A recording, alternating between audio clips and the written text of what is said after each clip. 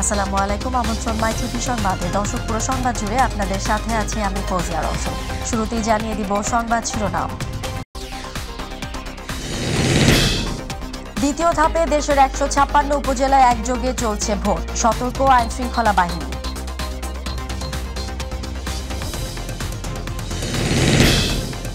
দুদিনের সফরে বাংলাদেশে এসেছেন অস্ট্রেলিয়ার পররাষ্ট্রমন্ত্রী।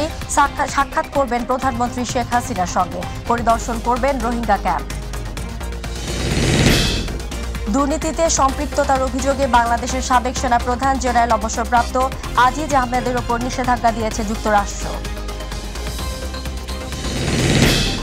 সম্মেলন হলেও আলোর মুখ দেখেনি ঢাকা মহানগর উত্তর ও দক্ষিণ আওয়ামী লীগের থানা ও ওয়ার্ড কমিটি।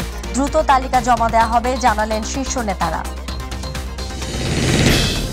এবং যমুনার বুকে পুরোপুরি দৃশ্যমান স্বপ্নের বঙ্গবন্ধু শেখ মুজিব রেল সেতু। ডিসেম্বরে নির্মাণ কাজ শেষ হলে উদ্বোধন হতে পারে জানালেন সংশ্লিষ্টরা।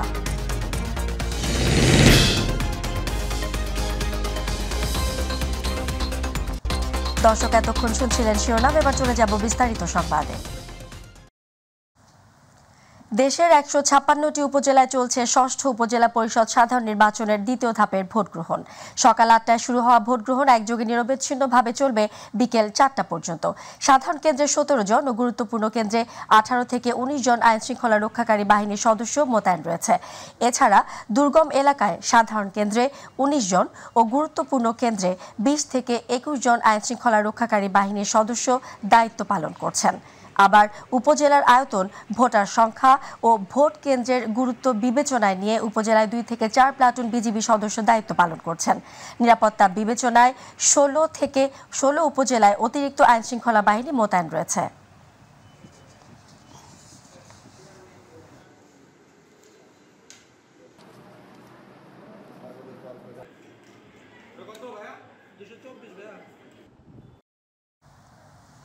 দর্শক, এই মুহূর্তে সিলেট থেকে যুক্ত হচ্ছেন প্রতিনিধি মৃণাল কান্তি দাস। আমরা সরাসরি যুক্ত হচ্ছি তার সাথে।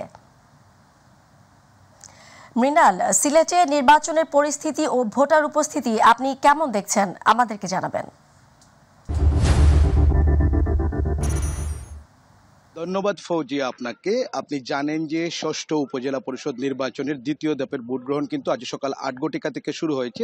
সিলেট জেলায় 3টি উপজেলায় ভোট গ্রহণ চলছে। আমরা অবস্থান করছি সিলেট জেলার কোম্পানিগঞ্জ উপজেলাতে। আমি যদি আপনাদেরকে এখানে দেখানোর চেষ্টা করি এবং আপনার মাধ্যমে যদি মাই টিভির দর্শকদের জানাতে চাই, আজ কিন্তু সকাল 8 থেকে ভোট গ্রহণ শুরু হয়েছে, তা চলবে বিকেল 4টা পর্যন্ত। এবং সকাল থেকেই কিন্তু নিজেদের প্রতিনিধি বেছে নিতে লাইনে দাঁড়িয়ে ভোটাররা তাদের ভোটাধিকার প্রয়োগ করছেন। পুরুষ ভোটারদের পাশাপাশি মহিলা ভোটারদের উপস্থিতিও কিন্তু চোখে পড়ার মতো। সিলেটের কোম্পানিগঞ্জ, জৈন্তাপুর ও গোয়াইনঘাট উপজেলায় লড়ছেন মোট 37 জন প্রার্থী। এর মধ্যে চেয়ারম্যান পদে 9 জন, ভাইস চেয়ারম্যান পদে 17 জন এবং মহিলা ভাইস চেয়ারম্যান পদে 11 জন। 3 উপজেলায় মোট ভোটার রয়েছেন 4,84,482 জন এবং ভোট কেন্দ্র রয়েছে 170টি। তবে আরেকটি তথ্য আমি আপনাদেরকে জানিয়ে রাখতে চাই যে ভোট সুষ্ঠু এবং স্বাভাবিক করতে কিন্তু প্রথম থেকেই আইন শৃঙ্খলা বাহিনী কঠোর অবস্থানে রয়েছে এবং নির্বাচনকে কেন্দ্র করে পুলিশ, র্যাব ও বিজিপির পর্যাপ্ত সংখ্যক সদস্য মোতায়েন করা হয়েছে এবং সিলেটের 3 উপজেলার প্রতিটি ইউনিয়নে একজন করে এক্সিকিউটিভ ম্যাজিস্ট্রেট দায়িত্ব পালন করছেন এবং এখন প্রায় নির্বাচনের 4.5 ঘন্টা অতিবাহিত হয়েছে। আমরা বিভিন্ন কেন্দ্র ঘুরে দেখেছি। সকালে ভোটারদের উপস্থিতিটা কিছু কম থাকলেও বেলা বাড়ার সাথে সাথে কিন্তু ভোটারের উপস্থিতি বৃদ্ধি পাচ্ছে এবং এখন পর্যন্ত কিন্তু কোনো অপ্রীতিকর ঘটনার খবর আমরা পাইনি। আসলে সুষ্ঠুভাবেই নির্বাচন অনুষ্ঠিত হচ্ছে। আসলে এই ছিল সিলেট থেকে নির্বাচনের সার্বিক পরিস্থিতির এখনকার পর্যন্ত আমার কাছে সর্বশেষ। ফৌজিয়া। মৃণাল, আপনাকে ধন্যবাদ। দর্শক, সিলেট থেকে নির্বাচনের পরিস্থিতি ও ভোটার উপস্থিতির সর্বশেষ খবর জানাচ্ছিলেন প্রতিনিধি মৃণাল কান্তি দাস। দর্শক, এই মুহূর্তে কুমিল্লা থেকে ভোটের সবশেষ খবর জানাচ্ছেন প্রতিনিধি আবু মুসা।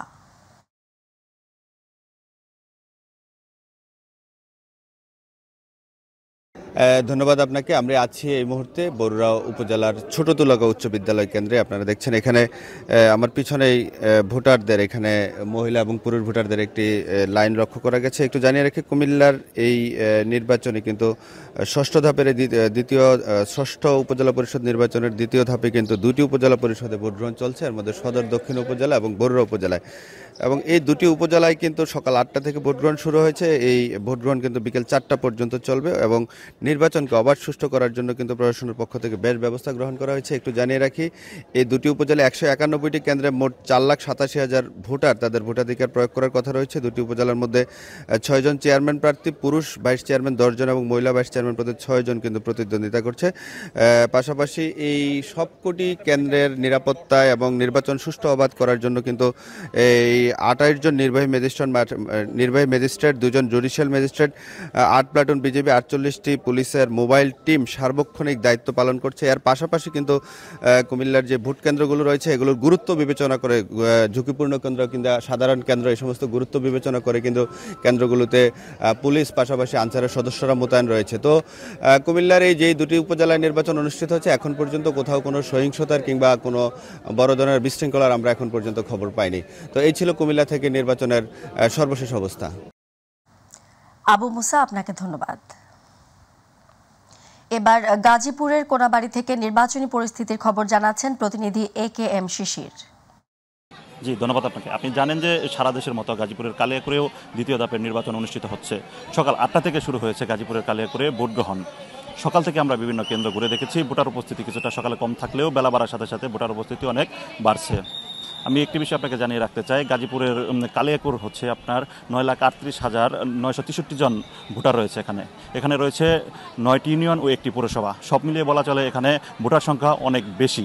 সেই অনুপাতে সকাল থেকে আমরা বিভিন্ন কেন্দ্রে ঘুরে দেখেছি যে আসলে ভোটার উপস্থিতি অনেক কম থাকলেও বেলা বাড়ার সাথে সাথে কিন্তু ভোটার উপস্থিতি বাড়ছে। বিশেষ করে নারী ভোটারের সংখ্যা কিন্তু অনেক বাড়ছে। আমাদের গাজীপুরের কালিয়াকৈরের আরেকটি বিষয় আমি আপনাকে জানিয়ে রাখতে চাই যে এখানে আইনশৃঙ্খলা বাহিনী কিন্তু যথেষ্ট সচেতন অবস্থায় রয়েছে। সকাল থেকে বিভিন্ন মোবাইল টিম, বিজিবি, র্যাব, তারপর স্ট্রাইকিং ফোর্স এর পাশাপাশি 19 জন ম্যাজিস্ট্রেট কিন্তু এই যে নির্বাচন সেই নির্বাচন কিন্তু পর্যবেক্ষণ করছে বিভিন্ন জায়গা থেকে। আরেকটি বিষয় আপনাকে স্পষ্টভাবে জানিয়ে রাখতে চাই যে বিএনপি কিন্তু এই নির্বাচন উপলক্ষে সারা দেশের মতো গাজীপুরের কালিয়াকৈরেও কিন্তু তারা ভোট বিরোধী লিফলেট বিতরণ করেছে। তার প্রভাব এখানে পড়বে কিনা সেটা আসলে জানা নেই, কিন্তু আমরা কিন্তু যেটি লক্ষ্য করেছি যে আসলে বেলা বাড়ার সাথে সাথে ভোটার উপস্থিতি অনেকটা বাড়ছে। বিএনপির যে ভোট বর্জন যে কর্মসূচি, সেই কর্মসূচি কিন্তু এখানে প্রভাব পড়ার কোনো সুযোগ আমি দেখছি না। এই ছিল আমার কাছ থেকে সর্বশেষ। শিশির, আপনাকে ধন্যবাদ। এই মুহূর্তে নেত্রকোনা থেকে ভোটের খবরাখবর জানাচ্ছেন প্রতিনিধি আনিসুর রহমান। জি, ধন্যবাদ। আপনি জানেন যে ষষ্ঠ উপজেলা পরিষদ দ্বিতীয় ধাপে নেত্রকোনার 3টি উপজেলা পরিষদ নির্বাচনে আজ ভোট গ্রহণ সকাল 8টা থেকে শুরু হয়েছে, চলবে বিকাল 4টা পর্যন্ত। নেত্রকোনার সদর, বারহাট্টা এবং পূর্বদলা উপজেলা পরিষদের নির্বাচন আজ শুরু হয়েছে। শান্তিপূর্ণভাবে ভোট গ্রহণ শুরু হয়েছে, কোথাও এখনো পর্যন্ত অপ্রীতিকর ঘটনার খবর পাওয়া যায়নি। এই 3টি উপজেলা পরিষদে মোট বিভিন্ন চেয়ারম্যান পদপ্রার্থী সহ বিভিন্ন পদে মোট 46 জন প্রার্থী এখানে প্রতিদ্বন্দ্বিতা করছেন। এখানে 3টি উপজেলায় মোট ভোটার সংখ্যা রয়েছেন 7,46,584 জন ভোটার। আমি যে কেন্দ্রে দাঁড়িয়ে আছি নেত্রকোনা পূর্বদলা উপজেলা পরিষদ এলাকায় আগিয়া সরকারি প্রাথমিক বিদ্যালয়ের একটি ভোট কেন্দ্রে। এখানে কিন্তু নারী ভোটারের উপস্থিতি লক্ষ্য করা যাচ্ছে, পাশাপাশি পুরুষ ভোটারও কিন্তু আমরা সেখানে দেখতে পাচ্ছি। তবে বেশ কিছু কেন্দ্র ঘুরেছি নেত্রকোনার এবং পূর্বদলা, সেখানে ভোটারের উপস্থিতি কিন্তু একেবারেই কম। তবে ধারণা করা হচ্ছে যে বেলা বাড়ার সাথে সাথে কিন্তু ভোটারের উপস্থিতি বাড়বে।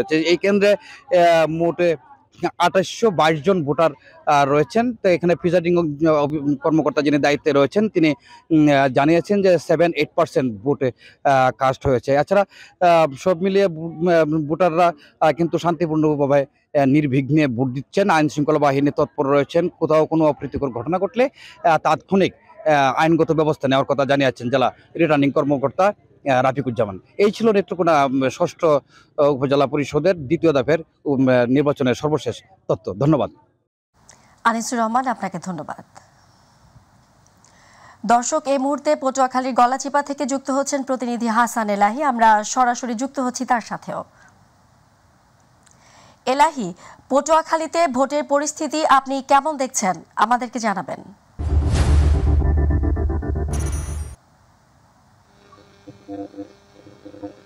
ফজিয়া, আপনাকে ধন্যবাদ। আপনি জানেন ষষ্ঠ উপজেলা পরিষদ নির্বাচন চলতেছে দ্বিতীয় ধাপে। পটুয়াখালীর গলাচিপাতে দ্বিতীয় ধাপের উপজেলা পরিষদ নির্বাচনে আমি দাঁড়িয়ে আছি। গলাচিপা 5 নং সরকারি ডিগ্রি কলেজের কেন্দ্রে। এ জায়গাতে মোট ভোটার সংখ্যা হলো আপনার ৩,৫৬৩।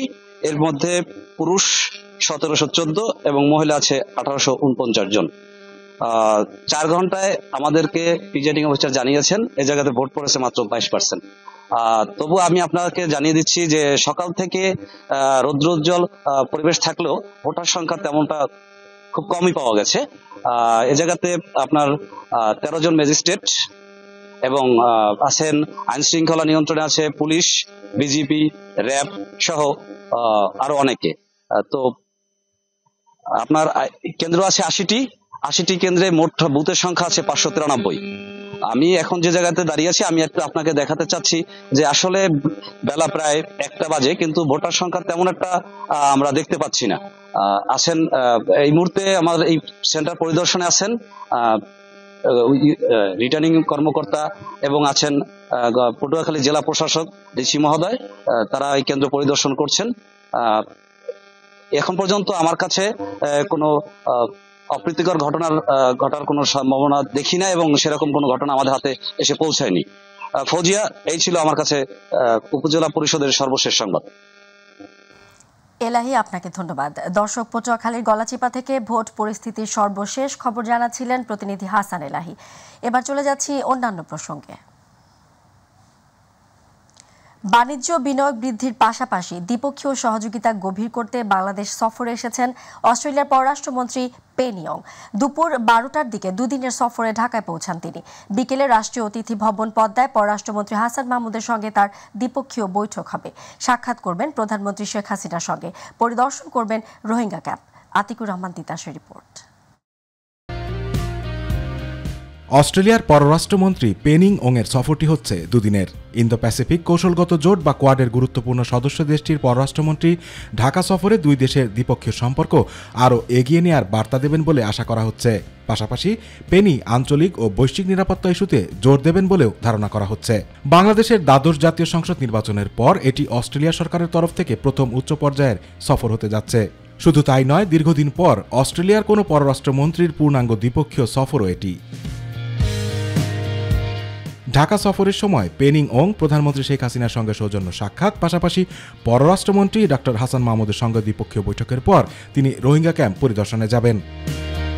পেনির সফরে দুই দেশের মধ্যে বাণিজ্য ও বিনিয়োগ জোরদার, রোহিঙ্গা সংকট, অভিবাসন, শিক্ষা, ব্লু ইকোনমি সহ বিভিন্ন ক্ষেত্রে সহযোগিতা নিয়ে আলোচনা হবে। এছাড়া আঞ্চলিক ও বৈশ্বিক নিরাপত্তা ইস্যু উঠে আসবে আলোচনার টেবিলে। 2019 সালে তৎকালীন অস্ট্রেলিয়ান পররাষ্ট্রমন্ত্রী মেরি স্পেইন বাংলাদেশ সফর করেন। ভারত মহাসাগরীয় তীরবর্তী দেশগুলোর জোট IOR এর পররাষ্ট্রমন্ত্রী পর্যায়ের সম্মেলনে অংশ নিতে পেইন ঢাকা সফর করেছিলেন।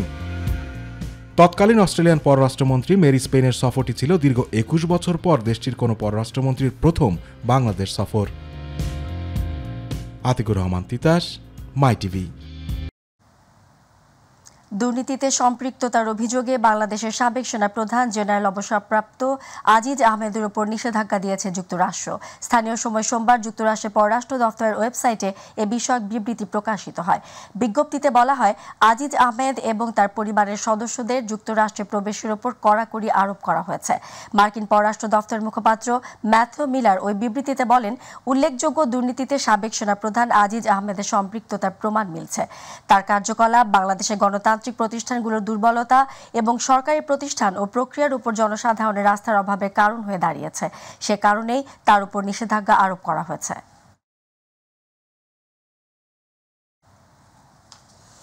দীর্ঘদিন আগে সম্মেলন অনুষ্ঠিত হলেও এখনও আলোর মুখ দেখেনি ঢাকা মহানগর উত্তর ও দক্ষিণ আওয়ামী লীগের থানা ও ওয়ার্ড কমিটি। সবচেয়ে গুরুত্বপূর্ণ এই মহানগরে আওয়ামী লীগের সাংগঠনিক কাজ চলছে মেয়াদ উত্তীর্ণ কমিটি দিয়ে। এতে হতাশ তৃণমূলের যোগ্য নেতারা। তবে খুব শীঘ্রই নতুন কমিটির তালিকা কেন্দ্রীয় নেতৃবৃন্দের কাছে জমা দেওয়া হবে বলে জানান শীর্ষ নেতারা। রাকিব হাসানের রিপোর্ট। দেশের সবচেয়ে প্রাচীন ও ঐতিহ্যবাহী রাজনৈতিক দল বাংলাদেশ আওয়ামী লীগ। রাজধানীতে ক্ষমতাসীন এই দলটির মূল শক্তি হিসেবে কাজ করে ঢাকা মহানগর উত্তর ও দক্ষিণ আওয়ামী লীগ। ক্ষমতাসীন আওয়ামী লীগের ভ্যানগার্ড হিসেবে পরিচিত গুরুত্বপূর্ণ এই দুই শাখা দীর্ঘদিন থেকে চলছে মেয়াদ উত্তীর্ণ কমিটি দিয়ে। এরই মধ্যে উত্তর ও দক্ষিণ আওয়ামী লীগের সব ইউনিটের সম্মেলন করে দেয়া হয়েছে কমিটি। তবে দক্ষিণের 24টি থানা, 75টি ওয়ার্ড ও উত্তরের 26টি থানা ও 64টি ওয়ার্ডের বিভিন্ন সময় সম্মেলন হলেও এখনও পর্যন্ত আলোর মুখ দেখেনি থানা ও ওয়ার্ড কমিটিগুলো। কমিটি গঠনের সকল প্রক্রিয়া এরই মধ্যে সম্পন্ন জানিয়ে খুব শীঘ্রই তা কেন্দ্রের কাছে জমা দেওয়া হবে বলে জানিয়েছেন উত্তরের সভাপতি শেখ বজলুর রহমান। কারণ আমাদের মধ্যে প্রথম দিকে একটা ছিল যে উত্তর দক্ষিণ একসাথে আমরা দেব, আর কেন্দ্র চাইছিল যে উত্তর দক্ষিণ একসাথেই দেওয়া হোক, একসাথেই কমিটি পাবলিশ করা হোক, কিন্তু আসলে বিভিন্ন কারণেই ওইটা হয়ে ওঠে নাই। তবে আমরা প্রস্তুত। বিষয়টি নিয়ে দক্ষিণের সভাপতি ও সাধারণ সম্পাদক কথা বলতে রাজি হয়নি। তবে সংগঠনের যুগ্ম সাধারণ সম্পাদক মোর্শেদ হোসেন কামাল জানান, যোগ্য প্রার্থী খুঁজে বের করতেই কিছুটা সময় নিচ্ছেন তারা। আমাদের দক্ষিণের রাজনীতিটা যারা সবাই অনেক সক্রিয়, এখানে সবাই রাজনীতিটা করতে চায়, সবাই পদবি পেতে চায়। তো সেই ক্ষেত্রে কাকে রেখে কাকে নিবে এরকম একটা প্রতিযোগিতা আছে। খুব বিচার বিশ্লেষণ করে করছেন বলেই হয়তো বা দেরি হচ্ছে। এরই মধ্যে দলের শীর্ষ পর্যায়ে মহানগরের মেয়াদ উত্তীর্ণ কমিটি নিয়ে আলোচনা হয়েছে জানিয়ে খুব শীঘ্রই থানা ও ওয়ার্ডের কমিটি ঘোষণা করা হবে বলেও জানান ঢাকা বিভাগের দায়িত্বপ্রাপ্ত সাংগঠনিক সম্পাদক মির্জা আজম। তবে ইতিমধ্যে আমাদের পার্টির জেনারেল সেক্রেটারি উত্তর এবং দক্ষিণের প্রেসিডেন্ট সেক্রেটারিকে নির্দেশ দিয়েছেন যে তারা কমিটি গঠন করে তার কাছে জমা দেওয়ার জন্য। ইতিমধ্যে উত্তর জানিয়েছে যে তাদের প্রস্তুতি নেওয়া হয়ে গেছে, কমিটি গঠন প্রক্রিয়া শেষ, এখন জমা দিবে।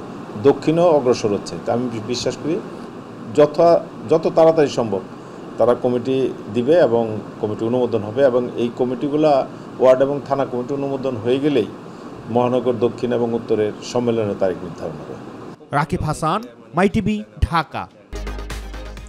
যমুনার বুকে পুরোপুরি দৃশ্যমান স্বপ্নের বঙ্গবন্ধু শেখ মুজিব রেল সেতু।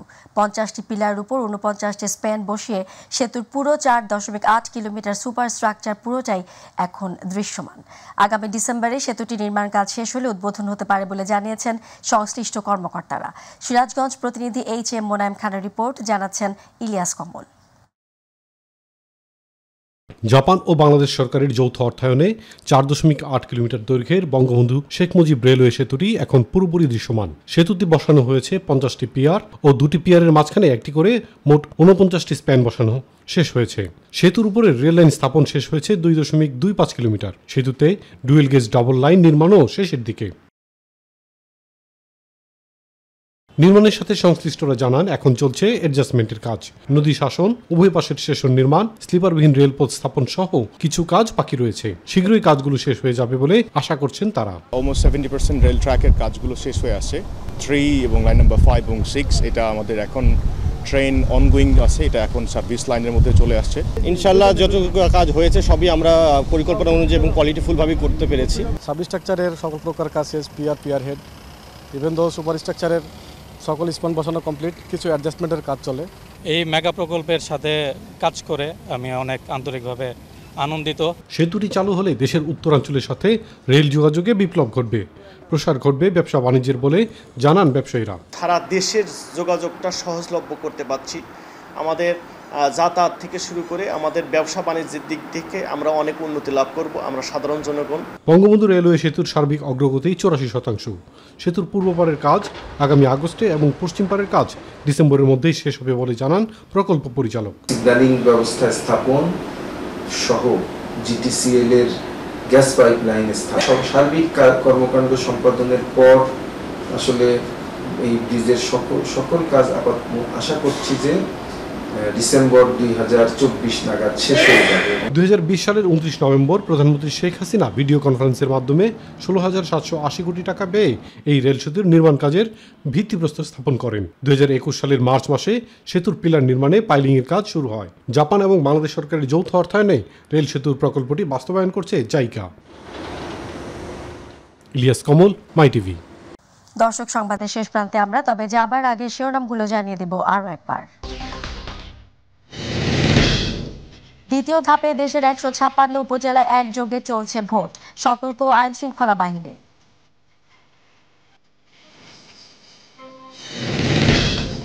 দুদিনের সফরে বাংলাদেশে এসেছেন অস্ট্রেলিয়ার পররাষ্ট্রমন্ত্রী। সাক্ষাৎ করবেন প্রধানমন্ত্রী শেখ হাসিনার সঙ্গে, পরিদর্শন করবেন রোহিঙ্গা ক্যাম্প। দুর্নীতিতে সম্পৃক্ততার অভিযোগে বাংলাদেশের সাবেক সেনাপ্রধান জেনারেল অবসরপ্রাপ্ত আজিজ আহমেদের ওপর নিষেধাজ্ঞা দিয়েছে যুক্তরাষ্ট্র। সম্মেলন হলেও আলোর মুখ দেখেনি ঢাকা মহানগর উত্তর ও দক্ষিণ আওয়ামী লীগের থানা ও ওয়ার্ড কমিটি। দ্রুত তালিকা জমা দেওয়া হবে জানালেন শীর্ষ নেতারা। যমুনার বুকে পুরোপুরি দৃশ্যমান স্বপ্নের বঙ্গবন্ধু শেখ মুজিব রেল সেতু। ডিসেম্বরে নির্মাণ কাজ শেষ হলে উদ্বোধন হতে পারে জানালেন সংশ্লিষ্টরা।